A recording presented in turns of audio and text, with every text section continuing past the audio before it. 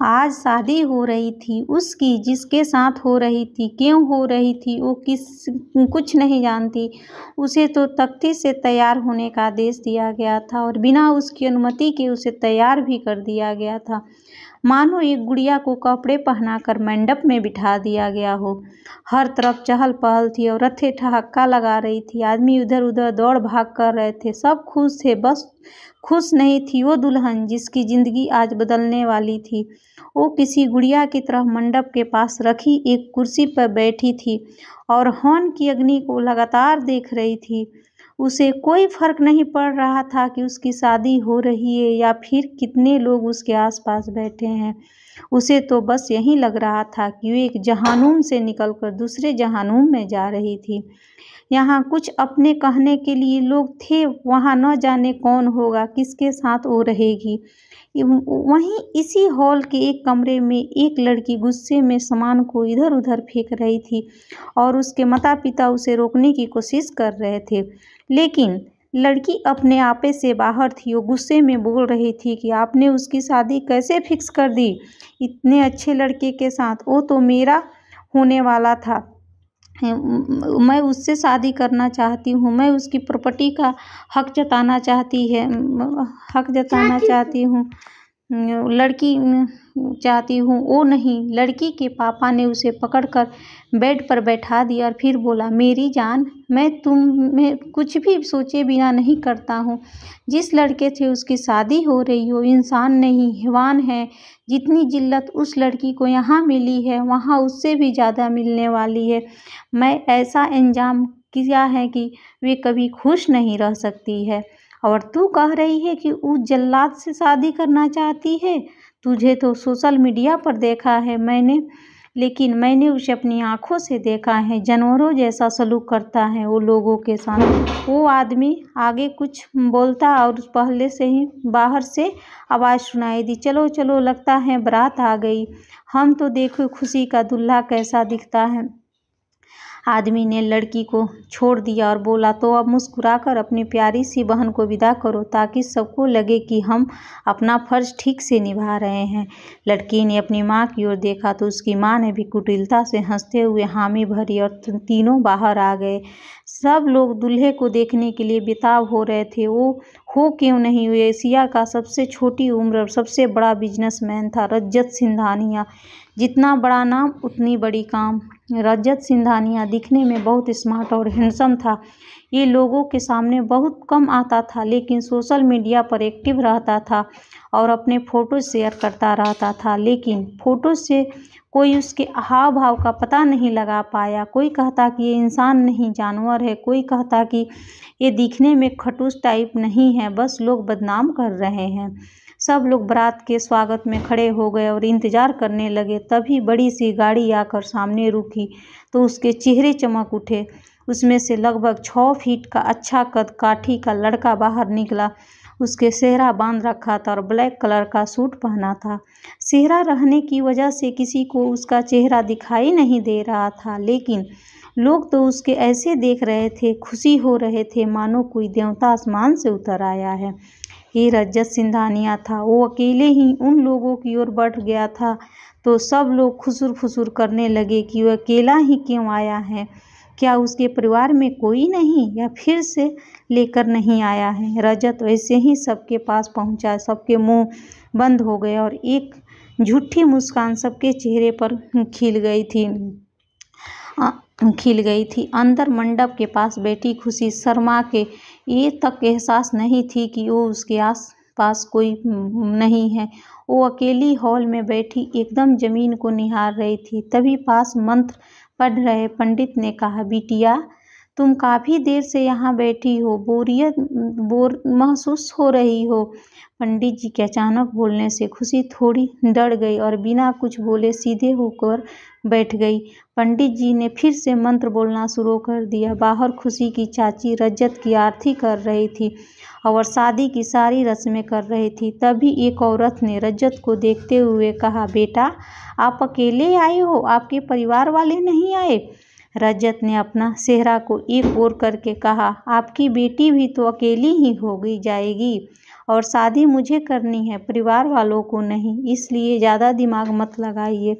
रजत के खूबसूरत से चेहरे को देखकर सभी लड़कियां खुशी से जलने लगी, लेकिन वो कर क्या सकती थी। वह खुशी की चचेरी बहन ने अपनी मुट्ठी कस ली, लेकिन वो कुछ नहीं बोली।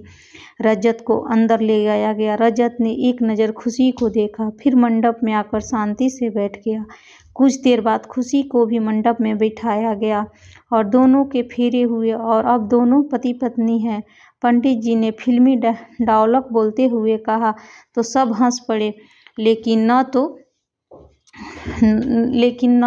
तो रजत के चेहरे पर खुशी आई और न ही खुशी के चेहरे पर। खुशी 5 फुट 6 इंच की एक पतली सी और गोरी सी लड़की शादी के लाल जोड़े में बहुत खूबसूरत लग रही थी, लेकिन उसके चेहरे पर न कोई खुशी थी और न कोई गम, मानो वो इस दुनिया में ही नहीं है। उसे एक गुड़िया की तरह एक जगह उसे उठाकर सारी दूसरी जगह बैठा दिया जाता था, जहाँ वो भी जैसे भी अपने आप में ही है। खैर, शादी हुई और रजत खुशी को लेकर अपने घर की ओर रवाना हुआ। गाड़ी में रजत के ड्राइवर ने खुशी दोनों को खामोश देखकर कहा, वैसे सर, आपने वो वाला चुटकुला फेल कर दिया जिससे कहते हैं कि लड़का बारात लेकर आता है और वो शेरनी अकेली आती है। आज आपने दिखा दिया कि आप भी शेर हैं, वो अकेली शेरनी को लेकर आए हैं। रजत ने ड्राइवर को घूर कर देखा, फिर बोला, वे बकवास जोक मारने से अच्छा गाड़ी चलाने पर ध्यान दो। रजत ने एक नज़र खुशी को देखा, जो बाहर देखकर बिना किसी भाव के आराम से बैठी थी। अब रजत ने अपने लैपटॉप को उठाया और उसमें कुछ काम करने लगा।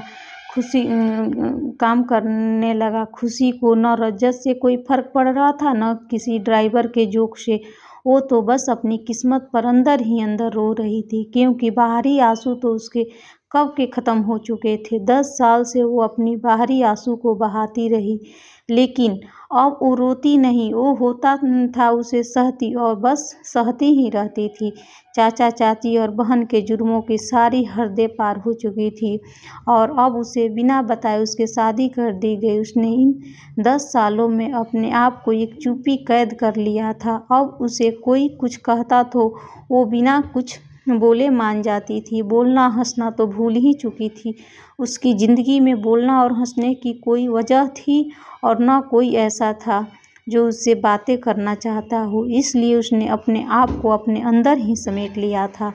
रजत का घर आ चुका था। रजत बाहर निकल गया, लेकिन खुशी अभी बैठी रही, क्योंकि उसे नहीं पता था कि घर आया है या नहीं और आगे क्या करना। अब वो इन सब बातों से अनजान थी। जब रजत ने खुशी को अपने आसपास नहीं पाया तो उसने मुड़कर देखा। खुशी अभी भी भावशून्य होकर बैठी थी।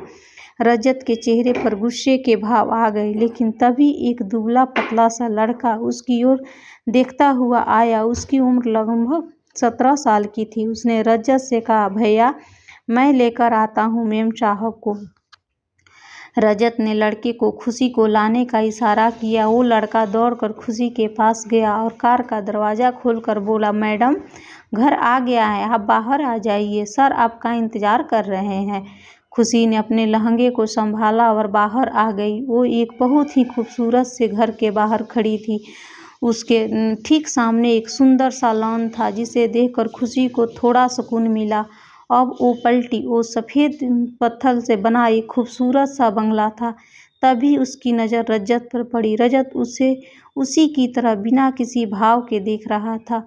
तभी लड़की ने खुशी को चलने के लिए कहा तो खुशी चलते हुए रजत के पास आ गई। जैसे ही खुशी रजत के बगल में खड़ी हुई, रजत उससे दूर होते हुए लड़के से बोला, जाली, इसे यहाँ के रूल और बाकी काम समझा दो। अगर इसमें एक भी गलती हुई तो सज़ा तुझे मिलेगी।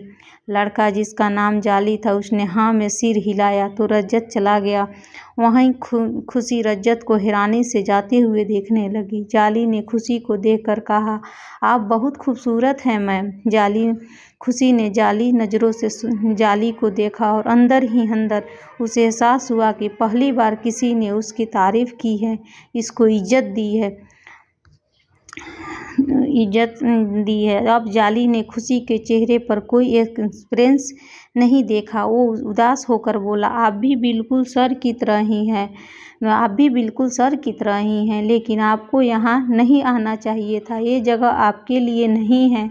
खुशी ने बिना कुछ कहे चलना शुरू कर दिया तो जाली ने भी उसके साथ चलते हुए बोला, आप इस घर में पहली औरत हैं जिससे पहले यहाँ कोई औरत नहीं आई और न ही यहाँ कोई औरत है, इसलिए आपको और सावधानी से रहना होगा। जाली अब खुशी के आगे आगे चलने लगा और फिर बोला, यहाँ सब लोग बहुत कम बातें करते हैं, सब अपने आप से बात करते हैं। वैसे तो रज्जत साहब ही हैं यहाँ, और अब आप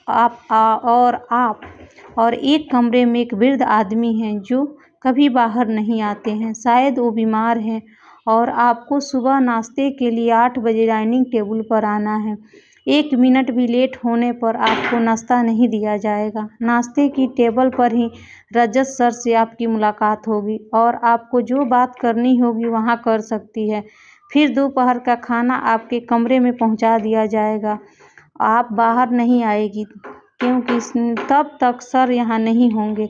रात में 10 बजे आपको फिर से डाइनिंग टेबल पर आना है खाने के लिए। इस वक्त आपको कोई बात नहीं करनी है क्योंकि सर काम करके थक जाते हैं और गुस्से में रहते हैं। जाली ने सारा काम ऐसे बता दिया मानो उसे रट लिया हो। खुशी ने अंदर ही अंदर सोचने लगी और कमरे में चली गई और खुशी ने उदास आंखों से सब कुछ कह दिया, बेहद पिया।